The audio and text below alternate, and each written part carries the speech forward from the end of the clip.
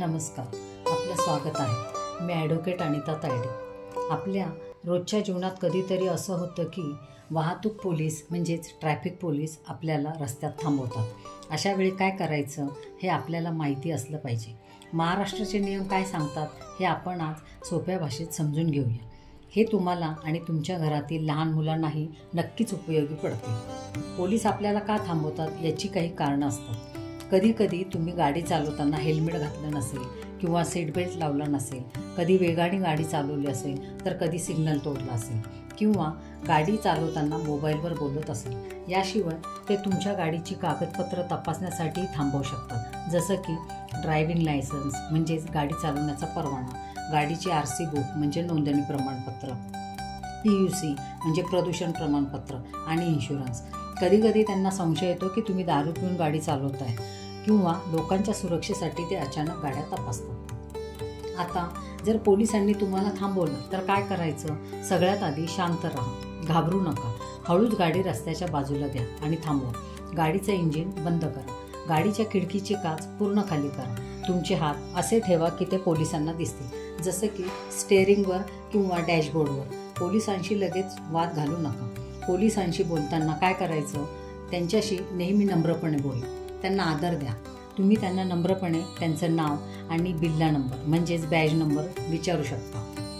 तुम्हाला तो पाहण्याचा अधिकार आहे. त्यानंतर त्यांना विचारा, साहेब मला का थांबवले? त्यांना तुम्हाला थांबवण्याचं कारण सांगावं लागतं. आता कागदपत्रांबद्दल बोलूया. पोलीस तुमच्याकडे ड्रायव्हिंग लायसन्स, RC, PUC आणि इन्शुरन्सची कागदपत्र मागतील. ही कागदपत्र तुमच्याकडे तयार ठेवा. महाराष्ट्रामध्ये तुम्ही ही कागदपत्र तुमच्या मोबाईलमध्ये डिजिलॉकर किंवा परिवहन ॲपमध्ये दाखवू शकता. ही डिजिटल कागदपत्र कायद्याने खरी मानली जातात. त्यामुळे तुम्हाला ओरिजिनल कागदपत्र सोबत ठेवण्याची गरज नाही. फक्त ती तुमच्या फोनवर असली पाहिजे. दंडाबद्दल काय? जर तुम्ही नियम मोडला असेल आणि तुम्हाला दंड लागत असेल तर पोलीस तुम्हाला चलन देतील. ती पावती घ्या. पोलिसांना थेट रोख पैसे देऊ नका. दंडाचे पैसे चलन किंवा अधिकृत छापील पावतीनेच घेतले जातात. पावती मिळाल्यावर त्यावरचा नंबर, तुम्ही कोणता नियम मोडला आणि पोलीस अधिकाऱ्याचं नाव आणि नंबर लिहून घ्या. तुम्ही हा दंड ऑनलाईनने भरू शकता किंवा पोलीस ऑफिसमध्ये जाऊन भरू शकता. जर कोणी तुम्हाला जागेवरच रोख पैसे मागितले तर त्यांना अधिकृत पावती देण्यास सांगा आणि चुकीचे पैसे देण्यास स्पष्टपणे नकार द्या. लाच देणे आणि घेणे दोन्ही कायद्याने गुन्हा आहे.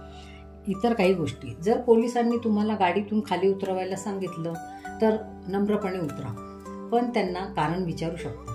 जर त्यांनी तुमच्या गाडीची चावी मागितली तर तुम्ही त्यांना ती देण्यास तयार नसाल तर तुम्हाला कोणी जबरदस्ती करू शकत नाही. तुम्ही त्यांना फक्त कागदपत्र दाखवावीत. पोलीस तुमची कागदपत्र जप्त करू शकतात. जोपर्यंत तुम्ही खूप मोठा गुन्हा केला नसेल तोपर्यंत चावी घेण्याचा अधिकार त्यांना सहसा नसतो. तुमचे हक्क काय आहेत? तुम्हाला का थांबवलं हे जाणून घेण्याचा अधिकार आहे. पोलीस अधिकाऱ्याची ओळख, नाव, बिल्ला नंबर म्हणजेच बॅज नंबर पाहण्याचा अधिकार आहे. दंडासाठी अधिकृत पावती मागण्याचा अधिकार आहे आणि कोणीही तुम्हाला उगाच त्रास देणार नाही हा तुमचा अधिकार आहे. शेवटी लक्षात ठेवा, वाहतूक पोलीस तुम्हाला थांबवल्यावर शांत राहा. त्यांना मदत करा. तुम्हाला तुमचे हक्क आणि कर्तव्य माहिती असले पाहिजे. वाहतुकीचे नियम पाळणे हे आपल्या सर्वांसाठी खूप महत्त्वाचं आहे. त्यामुळे आपले आणि इतरांचेही जीव सुरक्षित राहतात. योग्य माहिती आणि जबाबदार वर्तन हेच आपल्याला सुरक्षित ठेवते. धन्यवाद.